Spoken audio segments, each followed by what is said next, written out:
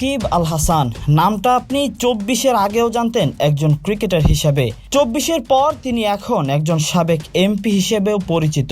এই গল্প শুরুর আগে চলুন তামিমের সেই আবেগমাখা প্রেস কনফারেন্সের দিনটায় ফিরে যাই। আফগানিস্তান সিরিজের মাঝপথে রহস্যময় এক ঘটনায় আন্তর্জাতিক ক্রিকেট থেকে বিদায় নেয় তামিম ইকবাল খান। আবেগী কণ্ঠে বিদায়, তবে তৎকালীন সরকার প্রধানমন্ত্রী শেখ হাসিনা ও মাশরাফির অনুরোধে 24 ঘন্টা না যেতেই অবসর ভেঙে ক্রিকেটে ফেরেন আবারও তামিম। ক্রিকেটে ফিরলেও তেমনভাবে খেলা হয়নি কোনো ম্যাচ। তারপর তো 2023 ভারত বিশ্বকাপের আগে তামিমের সেই আবেগী লাইভ। অপরদিকে তারই বন্ধুর দেওয়া আরেক সাক্ষাৎকারে যেন পরিষ্কার হলো সবকিছু। কি ভাবছেন এখানেই সব শেষ? এখানে শেষ হলেই হয়তো গল্পের চিত্রটা খানিকটা ভিন্ন হতো, তবে তার হলো কই, হয়নি কিছুই। শুধু এই দেশের ক্রিকেট মহলে তৈরি হয়েছে যত জল্পনা কল্পনা।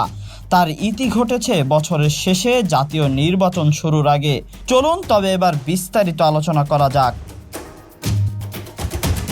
রাজনীতির এই জগতে পা দেওয়ার আগে সাকিব নিজেও কি জানতেন 17 বছর দেশের হয়ে খেলা সাকিবকে মানুষ ভুলে যাবে কেবল 7 মাসের ব্যবধানেই? জুলাই অভ্যুত্থানের পর সাকিব সবার চোখেই ভিলেন, শুধুমাত্র সোশ্যাল মিডিয়ায় পোস্ট না করার কারণে। তখন ঠিক কজন সিনিয়র পোস্ট করেছিল?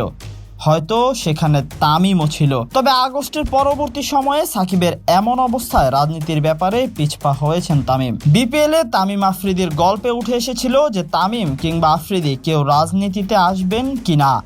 আফ্রিদির জবাব ছিল, তোমাদের দেখে আমার শখ মিটে গেছে। তামিমের জবাব ছিল, রাজনীতিতে তিনি কোনোদিনই আসবেন না। তবে সময় পাল্টেছে, তামিমও যেন পাল্টেছেন এই জায়গায়।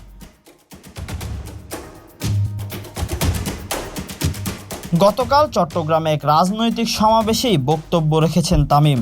লক্ষ্যমাত্রা হয়তোবা ভিন্ন, তবে কি সেই একই পথ? উদাহরণ কি হবে ভিন্নভাবে? তবে তখন কেন অস্বীকার করেছিলেন রাজনীতির মাঠে তামিম আসবেন না? তামিমের এই বদল হওয়া রূপের শুরুটা কেবল, শেষটা হয়তো তিনিই ভালো জানেন। বন্ধু সাকিব যেখানে শেষ করেছে, তামিম যেন সেখান থেকেই ভিন্ন অবস্থানে দাঁড়িয়ে শুরু করছে সবকিছু। Tahsin Ahmed, BD archive.